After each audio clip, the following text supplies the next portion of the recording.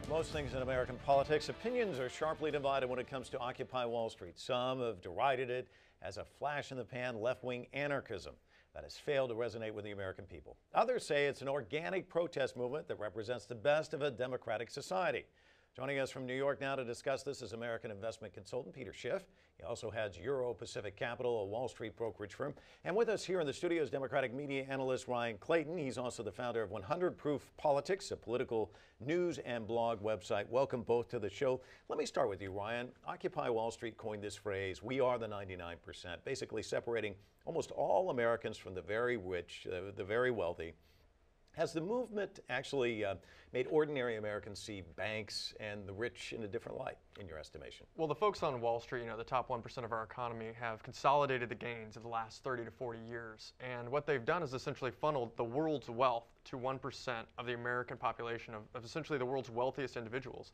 Unfortunately, that's the culmination of this radical right-wing social experiment known as trickle-down economics. It just doesn't work. You can't give all the money to the top and have it trickle down. That is a broken theory. It's a failure, and George W. Bush proved that when he gave all these tax cuts to the rich. And what did we get? We got a failure of an economy, and we almost had a 21st century Great Depression, And then that was only amplified by the politics of the Tea Party, which made it even worse by throwing our system into a default crisis and threatening to shut down the government. This isn't the things we need to be doing. We need to be creating jobs in this country, and that's going to come from creating purchasing power in the middle class. Well, let me give Peter a chance to jump in here because he's smiling quite a bit. Yeah, well, I'm laughing at this revisionist bit of history that we're hearing. I agree, we need more purchasing power, and it comes from free market capitalism. It comes from production, and production comes from savings, underconsumption, investment. All these things are being inhibited. You might call it trickle-down economics, but Adam Smith called it capitalism, and that's what it is. You might not believe in that system. You might believe that Marxism works, but it doesn't.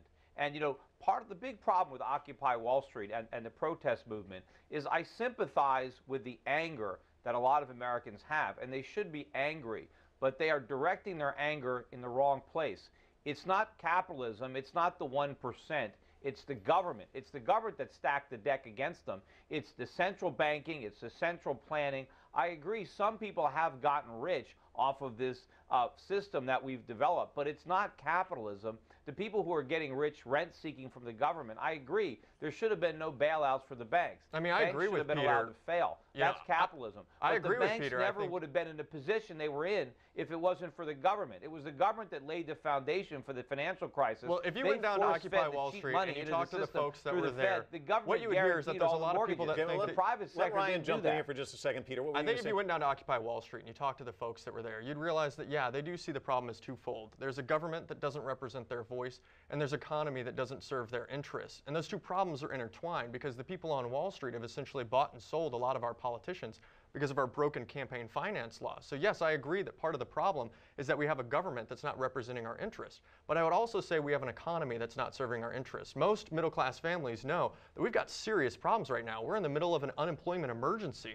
There is a foreclosure epidemic, and we're witnessing the destruction of the middle class right before our very eyes. And that's America's greatest invention, is a middle class that has the purchasing power to put food on the table, provide for their families, and have a little bit of money left over to enjoy life too. Well, let me ask you, Peter. Where did the middle class hold on for come just a second. from? Peter, it came from the entrepreneurs. Peter, hold on for just a second. I want to ask you a quick question, if I can. You say that you are part of the 1% and you defend the 1%, and you've actually gone down and talked to these people at Occupy Wall Street.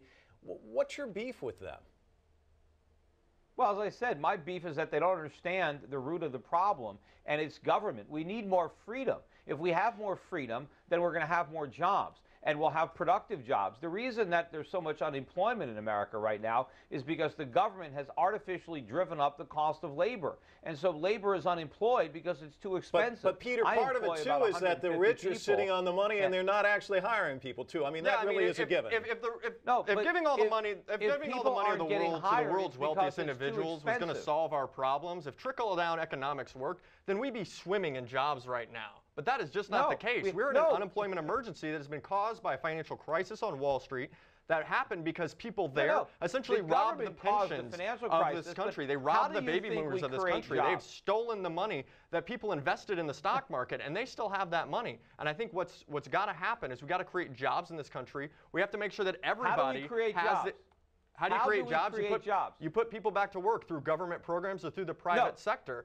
Either way, you have to create jobs. And when you do that, what's going to happen is people are going to take small money. You asked a question, let me answer it. You asked a question, let me answer it. Where is the government going to get the money to hire people? You're going to take that money, you're going to hire people. Those people are going to go spend it in small businesses throughout their communities, but where is the money and because there's demand in the economy, you have to create products. When you create those products, you have to hire people to produce those products, and that is what creates jobs. Demand in the economy is what's going to create jobs. There is no supply-side solution to this problem. There's just no supply-side solution to this problem. Peter, I'm sorry. Can you go again? Look, the government can't hire people. The government doesn't have any money. The government has to take money from the private sector in order to employ somebody in the public sector. But we don't want jobs. We want the production associated with jobs. We don't want jobs? If the government hires people, they're not going to produce anything. We don't want jobs. Every American wants jobs right now. We want closer to full employment. We have an unemployment emergency. I'd encourage you to go throughout this country and talk to people who are desperate for a job right now, whether it's from the government or whether it's from private business or whether it's from a small business, which is what creates 2/3 of jobs in America. But the one thing I know is we can't count on Wall Street to create jobs because they're not doing it. They already got bailed out, and they're still not creating jobs, and they're still not loaning money, and there's still serious problems in our economy. Hold on for just a second. Let's give Peter a chance. And it's the fault of people like you, Peter. Hold on for just a second. Peter, go ahead.